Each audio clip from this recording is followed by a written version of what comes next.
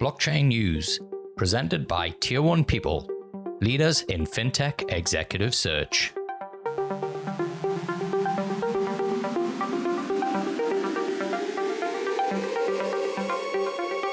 Welcome to Blockchain News, your monthly roundup and dissection of the interesting news headlines across blockchain and digital assets.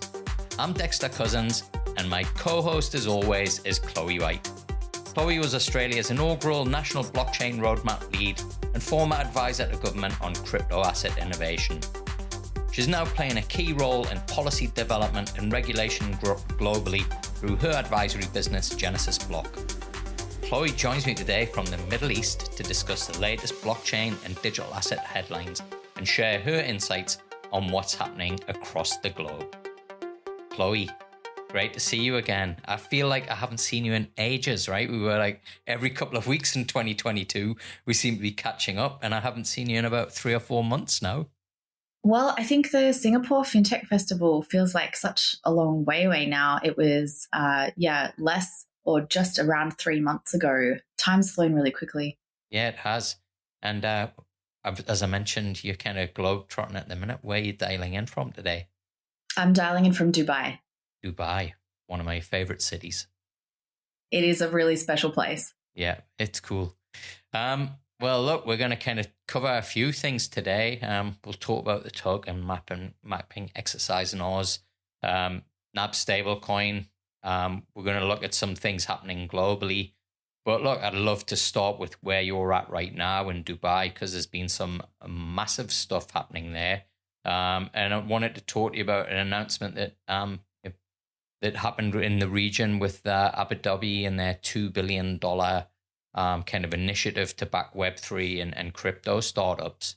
Look, there's been so much activity happening in the Middle East on crypto and blockchain over the last year, but it's really been heating up in the last month or so. As you mentioned, there was that Abu Dhabi announcement around the same time. Oman also announced that they were going to be launching a crypto regime.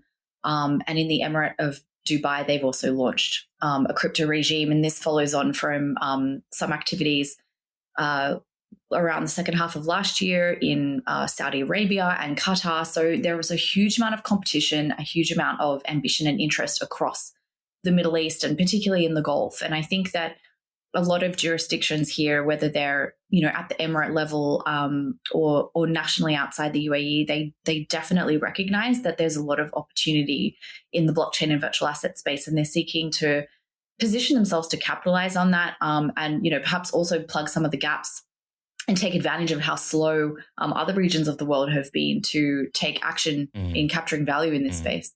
Now, before I hit the record button, you shared with me some pretty significant news. You've been in the Middle East for 6-7 months now, is that right? And working on something fairly big. Can you share with us what that is?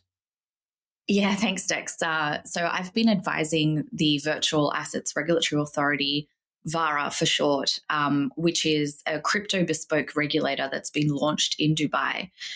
This is a really exciting project because as far as I can tell, it's the first time that there's been a regulator that's been built from the ground up specifically to service the blockchain and virtual asset space in a holistic and comprehensive way. And the exciting milestone that VARA achieved this month was the launch of a comprehensive set of licenses that cover a range of virtual asset services and activities.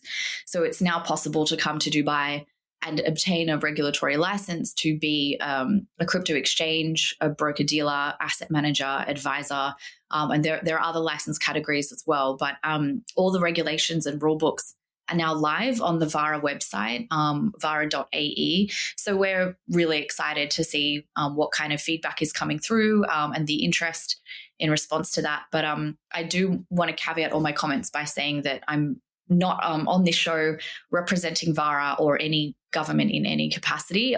As always, just sharing my own views from my business and my observations.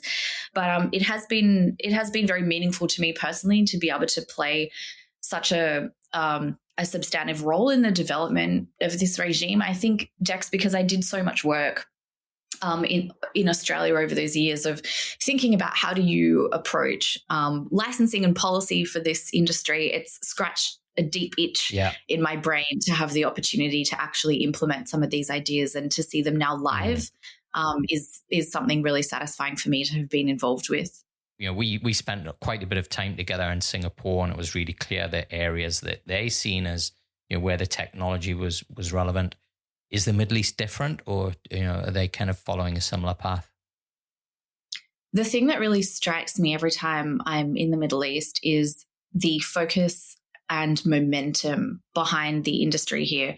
You go to, pretty much anywhere in the West or the English-speaking world, and there's a bit of a funk, enforcement action far ahead of policy development, and a lot of pullback on investing, and some, negative media and things of that nature. It's quite different when you come to the Middle East. There's still a lot of interest in building.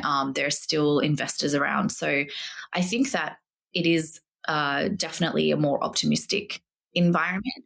And I think that a similarity to some Asian markets, as you just mentioned, is a sort of focus on how you can integrate the technology into areas that are not just about speculation. It's not seen as something that is purely about speculating on new assets. So there's been some work done in Dubai to sort of see how they can build blockchain into government systems, and there's a big focus on the metaverse and wanting to create jobs and economic growth around the metaverse. So it ties into digital economy and fintech strategies. And so it's quite a holistic way of looking at the potential of the technology in combination with things like AI, VR, AR, and so forth. So it's certainly a very optimistic and positive place in the world to be spending time when you see some of the negativity and pessimism in other markets. Yeah. Speaking of which, whilst you've been away, we've announced another consultation in Australia and the government's token mapping exercise, which I'm sure you knew about and was kind of announced a fair bit back, but it's now there and it's kind of in progress. Is this just another kind of delaying tactic and just kind of kicking the can further down the road?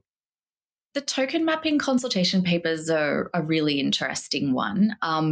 It's a continuation of work that was already underway with the previous government. So the origins of the token mapping exercise are actually from the bipartisan Senate inquiry that was led by Andrew Bragg from the Liberal Party. And where token mapping came from was in the official Blockchain Australia submission to that inquiry, we requested that the Treasury should undertake a token mapping exercise in order to improve their knowledge and capability of what was actually being developed in the space. There was a lot of testimony given at those Senate hearings, and I think Senator Bragg himself did have a number of lines of questioning on this in Parliament at different points in time around the lack of capability within the public service. And to give the Treasury credit, they have improved on that since that time. They've got more staff dedicated to this now than they had back then. So the capability of the Australian public service has lifted over the years. But I think that the original ambition of token mapping was to make sure that there was consultation undertaken with the industry to feed that expert information directly into the public service. And secondly, to make sure that it would actually be documented in a transparent and formal way, rather than the situation that you've tended to have in the past where because of this cultural feature of the Treasury in particular, which is the key portfolio that's relevant to this aspect of the policy framework, where staff tend to quite rapidly rotate in and out of roles. When you do have staff with capability, they tend to then get rotated onto other issues as policy priorities change, which they have done regularly and rapidly over the past half a decade. So this is certainly not the first or second or third time that there have been attempts in the Treasury to try to think through some of the complex policy issues here. The challenge is actually being able to follow that through without interruption or distraction. And so what seems to be happening now is the Labor government has been elected, and so they're basically directing the Treasury to say, well, yes, let's do the token mapping. But the way that the Labor government has interpreted the purpose of the exercise is they're seeking to determine how virtual assets might be reconciled with the regulatory systems that are already in place for financial markets and consumer products. And so I think that what's been communicated at the moment is it seems to be evolving into an exercise of taxonomy, or of, is this it's the old security token versus utility token kind of debate in a sense. And I think that, there's potentially a lost opportunity or a missed opportunity in seeing it through that lens. But I don't want to preempt any of the Treasury's conclusions. I'm actively supporting a number of submissions in response to this consultation. So, I'm doing a lot of thinking on it at the moment. There's only about another, a week, bit more than a week until submission deadline. So anybody who's interested in this issue is able to go and make a submission. You don't need to be someone of a special status. It's open to the public. So it's an opportunity to move forward. DGens welcome. DGens welcome, yeah. NAB also announced a stablecoin. So it's now we've got 2 of the 4 big 4 banks who've gone down this path. Well, I guess first of all, my question to you, Chloe, is what is the play here? Yeah, great question. It's been interesting to see, CBA has gone down the route of retail trading, speculation perhaps, and then we have these other 2 banks who've created a very similar stablecoin product, and Westpac in the corner still trying to figure out what it wants to do and be in this world. And so, I think the fact that stablecoins have been the product of choice for 2 of the 4 big banks is meaningful. Stablecoins are popular in Web3 for the same reason why fiat is popular in the physical world. It's just very practical. It's really useful to have an already accepted unit of account to underpin a lot of your internet native commerce. So, I do think that it's a smart play and something that the big 4 banks should be investing in terms of their capability and looking at the use cases. And do you think, kind of banks creating their own stable coins will ultimately see the end of SWIFT? Definitely, there's going to be a lot of not only capital efficiency reasons, but geopolitical reasons why different jurisdictions might be looking at the potential of some of this technology to maybe not be a replacement for SWIFT, but to be an alternative in the foreseeable future for particular use cases. And this technology is already being used in such interesting ways. When you look at geopolitical issues, something that really struck me last year was there was the first example that I had seen of a war in one part of the world that had been funded via crowdsourced funding in real time from people around the globe in the context of the Ukraine DAO, and how rapidly they were able to deploy that capital towards military expenses. It was a crowdsourced war campaign. So there's all kinds of concerns, I think, as well about sanctions and international relations and how this technology could be used by nation states as well as by institutions and retail. So, we're certainly starting to see that global institutions are starting to get the hang of this space. It's taking them a while to get comfortable. I mean, when we look at, the kind of stablecoin that NAB is putting out, it's not like USDC or Tether. It's not an open, permissionless, composable asset. It's essentially a tokenized deposit. So it's not going to have all of the utility and attraction of one of those other tokens that I mentioned.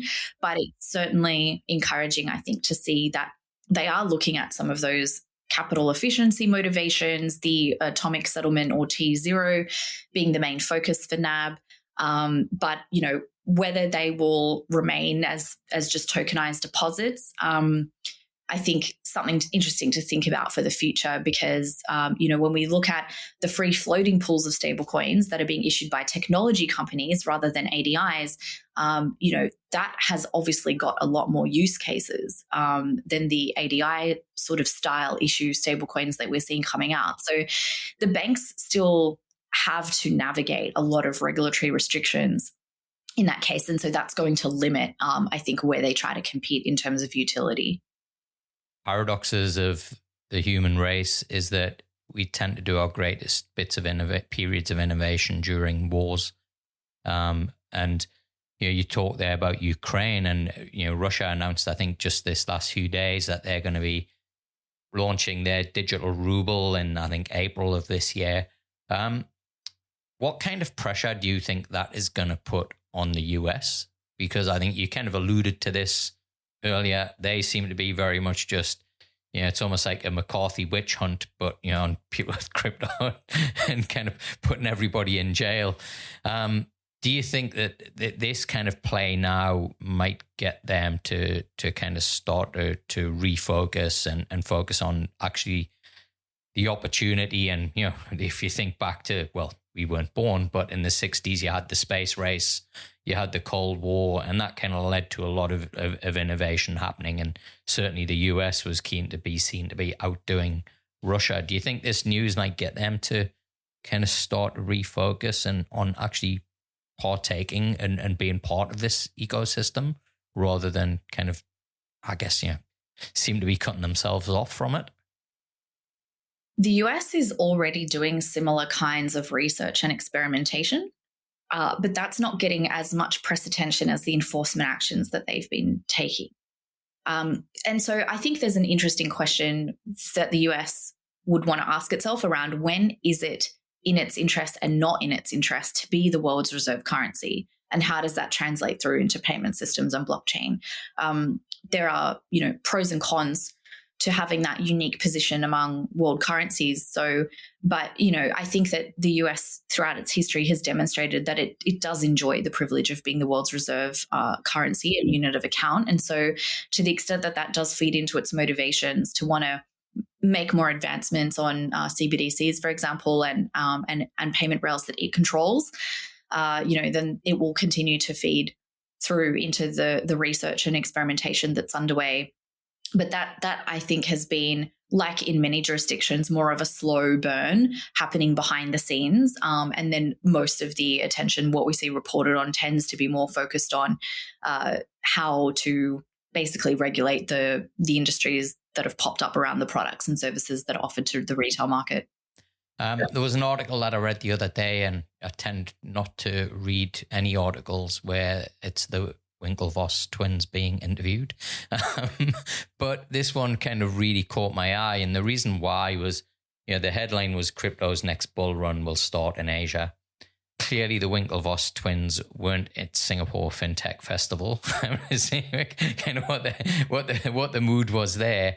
Having said that though, I think both you and I and pretty much everybody that was there could see possibly that the strongest, region or the most solid use case as a region for peer-to-peer payments, tokenization, and cryptocurrencies is Southeast Asia. Given that, I guess, one, they've got a high kind of penetration of smartphones, but there's a lot of people that don't have access to banking services. It's not actually the infrastructure, legacy infrastructure that you have here in the Australia, the US, Europe, for example. What are your thoughts on kind of Asia being, the place where this kind of next wave of I don't want to use the term bull run, but this next kind of wave of innovation really kicks off? I think it's quite a defensible position to say that a lot of the Asian region feels like a dam that's about to burst. And the reason that I say that is what I've observed is a lot of jurisdictions that tend to crack down the hardest on crypto are the jurisdictions where there's huge demand and popularity of these products and services. And so, what that says to me is there is all of this pent up energy and product and investment that will be unleashed as soon as there's some kind of regulatory breakthrough. And, not only is that the case in some of those regions that you just mentioned, but even, looking at India, for example, Indians are some of the world's biggest adopters of DeFi, for example, and that's just an enormous population with a huge amount of potential. Even in Africa, there's been a huge amount of engagement and interest in this space in Nigeria, where the government's been very concerned about regulation and wanting to control the growth of the market there. So once these governments have had an opportunity to get their head around some of the policy options and do a little bit of regulatory implementation, they'll be able to slowly allow things to open up a little bit, and then it's going to open the floodgates. So Hong Kong is a really interesting one to watch at the moment. They started to get a little bit more bullish in the second half of last year, and they've made some more progress into this year as well. And so, that's potentially a leading indicator of Chinese market activity. So from China to India to Africa, there's still so much more adoption to come online. And I think, a lot of the regulatory progress is going to unlock that opportunity. I think that having those regulatory systems in place is not necessarily a requirement for the next bull run to kick off, because oftentimes as well, what we observe is that consumer activity comes before regulation. And so, regulation tends to be a lagging indicator of adoption and activity. Do you think, given the recent events, and what happened last year, that might change just because of how many consumers have been burnt? And do you think we might need to now see regulatory measures come in place for people to feel safe to come back in to the space? I think it depends on the philosophy and attitudes of the particular jurisdiction. And also I think it comes down to the difference between the mindset of policymakers versus regulators. In some jurisdictions, policymaking and regulation will happen within the one entity or department or body. But, in a country like the US or Australia, for example, the way that policymakers might approach things is not always united, and it's not always the way in which regulators implement. And so, I think there has been a lot of criticism heaped at the SEC in particular for this policy by enforcement kind of activity that they've been undertaking, where they seem to be wanting to punish their local actors for some of the mishaps that we've seen in the Bahamas and further abroad. So there certainly is, I guess, a bit of separation there. And so that's where I think we need policy to be moving more quickly. We need more resources and investment in policy, because without policy, regulators don't have any other guidance, and so they will just act according to the old laws and the old policies and ways of doing things. So I mentioned at the beginning, it's been a while since we caught up, and indeed the last time that we did catch up, no, it wasn't. It was actually the Blockies, but prior to that was when we recorded the very first episode of Blockchain Chatter. And I'm now 5 episodes into that. And what's been really cool, Chloe, is just seeing the real world use cases for the technology. And, there's just more, the more you look, the more that you can see them. I read a really interesting article this week, which was actually on the ABC news site. And it was kind of disparaging in its tone. And it was about beef farmers and Bitcoin, and it was the kind of usual thing around them being a cult and decentralized and all this stuff. But what really struck me about it was when you kind of cut through the cynicism in it, it actually seemed to me to be a perfect use case for Bitcoin. I know I sent the article across to you. Did you get a chance to look at that? And what are your kind of thoughts on things like farming, beef farming, etc., as being the right type of use case for this technology? Yeah, I did have a skim at that article, and it really reminded me of a lot of people that I have met in the Bitcoin community who, there is a strong meme in the Bitcoin hardcore community around beef and around self-sovereignty and being able to trade independently of third parties.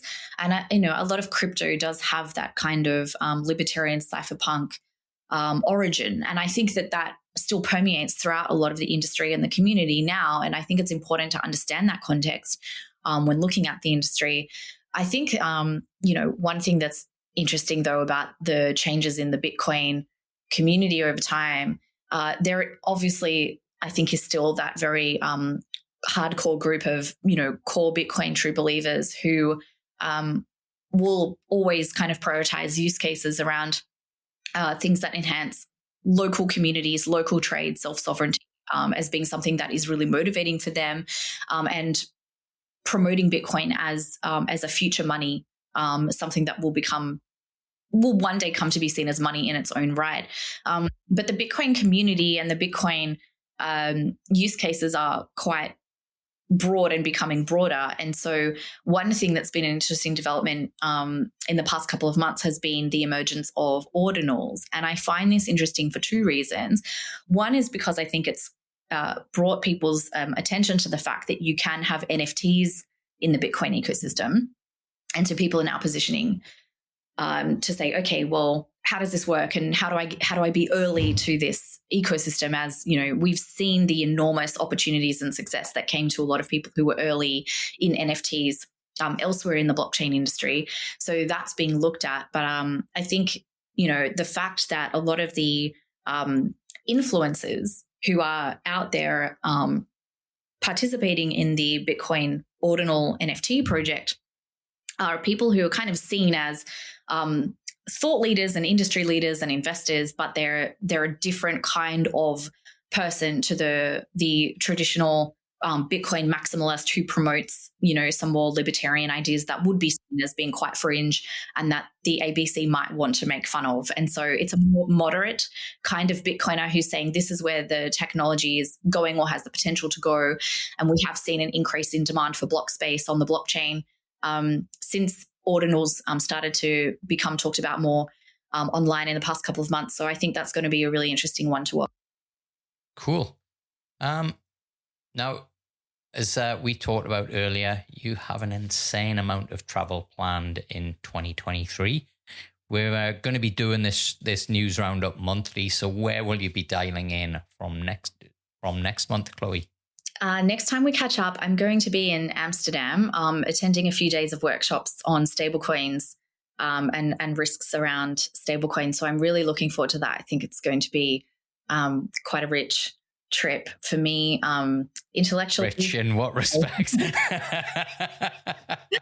I'm very passionate about all things stablecoins, so I'm particularly excited for these workshops. Awesome. And how can people get in touch with or follow you, Chloe? I'm on Twitter as Chloe White Oz, AUS, and I'm on LinkedIn, and I think I'm fairly easy to Google these days. So feel free to reach out through any of those channels.